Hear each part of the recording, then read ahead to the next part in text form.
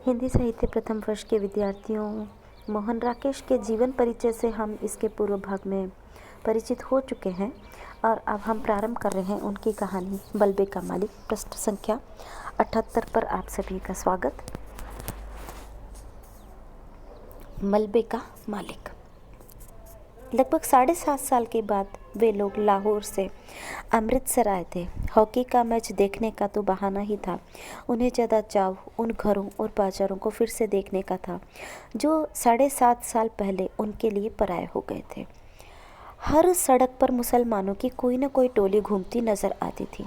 उनकी आंखें इस आग्रह के साथ वहाँ की हर चीज़ को देख रही थी, जैसे वह शहर साधारण शहर न होकर एक अच्छा खासा आकर्षण केंद्र हो। तंग बाजारों में से गुजरते हुए वे एक दूसरे को पुरानी चीज़ों की याद दिला रहे थे। देख फतह दीना मिस्री बाजार में अब मिस्री की दुकानें पहले से कितनी कम रह गई हैं। उस नुक्कड़ पर सुखी भटियारिन की भट्टी थी जहां अब वह पान वाला बैठा है। यह नमक मंडी देख लो साहब खान साहब, यहाँ की एक एक लालाइन व नमकीन होती है कि बस। बहुत दिनों बाद बाज़ारों में तुर्रेदार पगड़ियाँ और लाल तुर्की टोपियाँ नज़र आ रही थी। लाहौर से आए मुसलमानों में काफ़ी संख्या ऐसे लोगों की थी जिन्हें विभाजन के समय मजबूर होकर अमृतसर से जाना पड़ा था। 7.5 साल में आए अनिवार्य परिवर्तनों को देखकर कहीं उनकी आंखों में हैरानी भर जाती और कहीं अफसोस घेराता। वल्लाह, कटरा जयमल सिंह इतना चौड़ा कैसे हो गया? क्या इस तरफ के सब मकान जल गए थे? यहाँ हकीम आसिफ अली की दुकान थी ना, अब यहाँ एक मोची ने कब्जा कर रखा है। और कहीं कहीं ऐसे वाक़े भी सुनाई दे जाते। वली, यह मस्जिद ज्यों की त्यों खड़ी है, इन लोगों ने इसका गुरुद्वारा नहीं बना दिया। जिस रास्ते से भी पाकिस्तानियों की टोली गुजरती, शहर के लोग उत्सुकतापूर्वक उस तरफ देखते रहते। कुछ लोग अब भी मुसलमानों को आते देखकर आशंकित से रास्ते से हट जाते, जबकि दूसरे आगे बढ़कर उनसे बललगीर होने लगते। ज़्यादातर वे आगंतुकों से ऐसे ऐसे सवाल पूछते कि आजकल लाहौर का क्या हाल है, अनारकली में अब पहले जितनी रौनक नहीं होती, या सुना है शाहाल मीगेट का बाज़ार पूरा नया बना है। कृष्णनगर में तो कोई ख़ास तब्दीली नहीं आई। वहाँ का रिश्वतपुरा क्या वाकई रिश्वत के पैसे से बना है? कहते हैं पाकिस्तान में अब बुर्का बिल्कुल उड़ गया है। यह ठीक है। इन सवालों में इतनी आत्मीयता झलकती थी कि लगता था लाहौर एक शहर नहीं, हज़ारों लोगों का सगा संबंधी है जिसके हाल जानने के लिए वे उत्सुक हैं। लाहौर से आए लोग उस दिन शहर भर के मेहमान थे, जिनसे मिलकर और बातें करके लोगों को बहुत खुशी हो रही थी। बाज़ार बासा अमृतसर का एक उजड़ा सा बाज़ार है जहाँ विभाजन से पहले ज़्यादातर निचले तबके के मुसलमान रहते थे।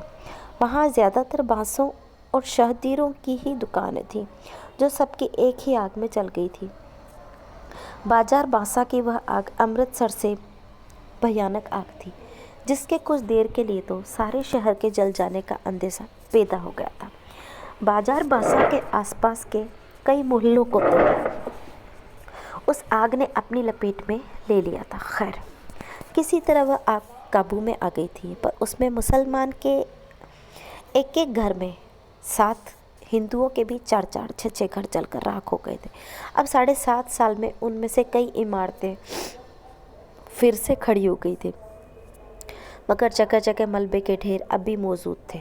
नई इमारतों के बीच बीच में वे मलबे के ढेर एक अजीब वातावरण प्रस्तुत करते थे। बाजार बासा में उस दिन भी चहल पहल नहीं थी, क्योंकि उस बाजार के रहने वाले ज़्यादातर लोग तो अपने मकानों के साथ ही शहीद हो गए थे, और जो बचकर चले गए थे उनमें से शायद किसी में भी लौटकर आने की हिम्मत नहीं रही थी।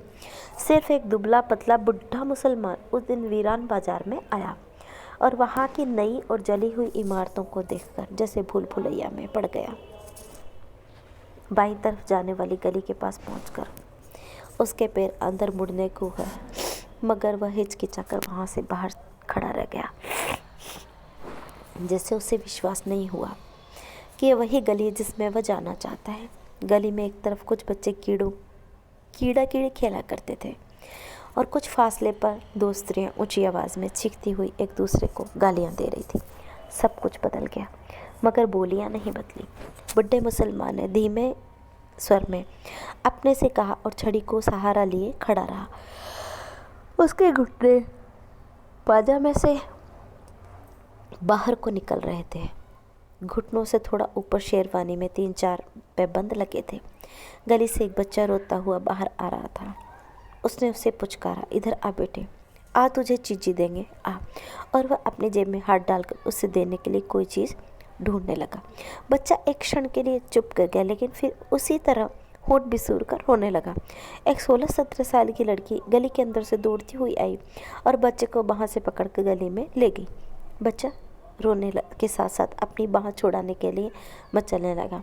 लड़की ने उसे अपनी बाहों में उठाकर साथ सटा लिया और उसका मुंह चूमती हुई बोली, चुप कर खसम खाने, रोएगा तो वह मुसलमान तुझे पकड़कर ले जाएगा। कह रही हूँ चुप कर। बुढ़े मुसलमान ने बच्चे को देने के लिए जो पैसा निकाला था वो उसने वापस जेब में रख लिया। सिर से टोपी उतार कर वहाँ थोड़ा खुजलाया और टोपी अपने बगल में दबा ली। उसका गला खुश हो रहा था, घुटने थोड़े कांप रहे थे। उसने गली के बाहर की एक बंद दुकान के तख्ते का सहारा ले लिया और टोपी फिर से सिर पर लगा ली। गली के सामने जहाँ पहले ऊंचे नीचे शहतीर रखे रहते थे, वहाँ अब एक 3 मंजिला मकान खड़ा था।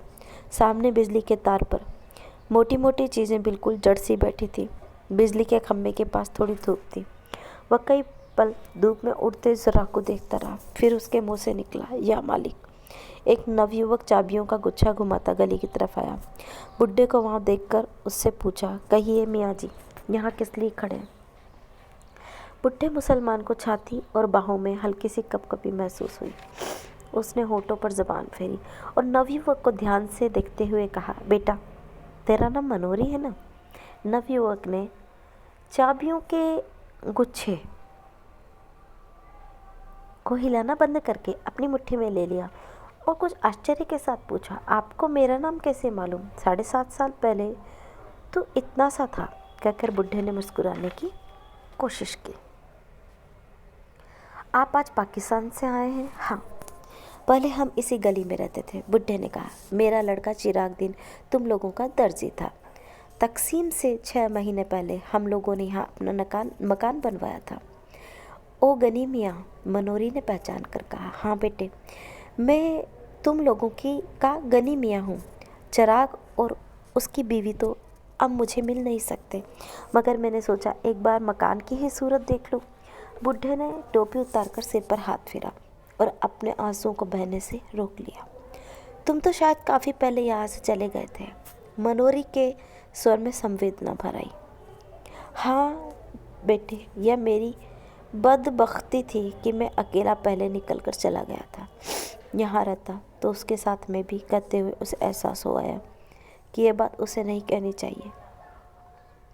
उसने बात को मुंह में रोक लिया और आंखों में आए आंसुओं को नीचे बहने दिया। छोड़ो गनी मियाँ, अब उन बातों को सोचने में क्या रखा है।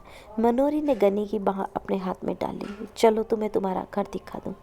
गली में खबर इस तरह फैली थी कि गली के बाहर एक मुसलमान पाकिस्तान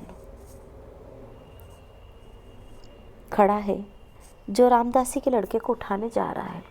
उसकी बहन वक्त पर उसे पकड़ लाई, नहीं तो वह मुसलमान उसे ले गया होता। यह खबर मिलती जो स्त्रियां गली में पीछे बिछाकर बैठी थी वे पीढ़े उठाकर घरों के अंदर चली गई। गली में खेलते बच्चों को भी उन्होंने पुचकार कर घरों के अंदर बुला लिया। मनोरी गनी को लेकर गली में दाखिल हुआ तो गली में सिर्फ एक फेरी वाला रह गया था, या रखा पहलवान जो कुएं पर उगे पीपल के नीचे बिखर कर सोया था। हाँ, घरों की खिड़कियों में से और किवाड़ों के पीछे से कई चेहरे गली में झांक रहे थे। मनोरी के साथ गली को आते देखकर उनमें हल्की चहमेगाइयाँ शुरू हो गई। दाढ़ी के सब बाल सफ़ेद हो जाने के बावजूद चिराग दिन के बाप अब्दुल गनी को पहचानने में लोगों को दिक्कत नहीं हुई। वह था तुम्हारा मकान। मनोरी ने दूर से एक मलबे की तरफ इशारा किया। गनी पल भर ठिठक फटी आंखों से उसकी तरफ देखता रहा। चिराग और उसके बीवी बच्चों की मौत को काफ़ी पहले ही स्वीकार कर चुका था, मगर अपने नए मकान को इस शक्ल में देखकर उसे जो झुरझुरी हुई उसके लिए वो तैयार नहीं था। उसकी ज़ुबान पहले से ही खुश्क हो गई और घुटने भी ज़्यादा कांपने लगे। यह मलबा उसने अविश्वास के साथ पूछ लिया। मनोरी ने उसके चेहरे के बदले हुए रंग को देखा। उसकी बाह को थोड़ा और सहारा देकर जड़ से स्वर में उत्तर दिया, तुम्हारा मकान उन्हीं दिनों जल गया था।